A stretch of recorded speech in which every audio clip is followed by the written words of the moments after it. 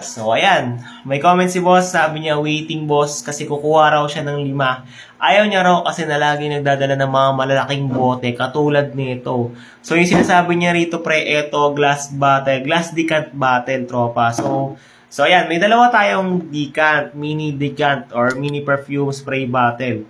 So, kung nagsasawa ka na dito, I would recommend you this one. So, paano nga ba ito gamitin? Siyempre, natatanggal naman to.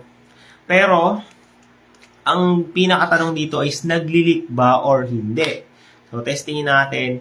Ito kasi, lilipatan ko to, re-refillan ko to ng pabango kasi may nanghingi sa akin na kaklase ko na talagang nabangon sa rim vanilla. So, lilipatan natin siya ng yun.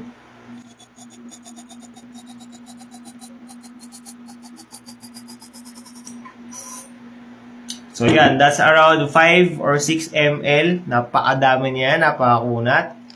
And then, sasara natin. Kasi, titignan natin kung magli-leak. Hihigpitan natin yung tali. Para sure na sure, tropa. And then, syempre, atomizer check. Uy! Kalat! Kalat, pre, kalat. And then, tignan natin kung nagli-leak. So far, okay naman siya, pre. Wala namang leak. Wala naman siyang leak. Pero ito, hindi ko naman maa-assure lahat ng product na talagang goods na goods, mapabuo man, basag or hindi, or may leak man o wala. Kasi hindi naman ako hindi ko naman hawak yung manufacturing nito, pre. Pero ito, katulad ng sa akin, igaya nyo na lang as a reference, kumbaga, na wala namang nagli-leak sa akin, no?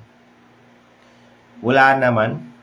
Kahit sa mismong atomizer, hindi naman basag yung pabango. Okay naman siya overall.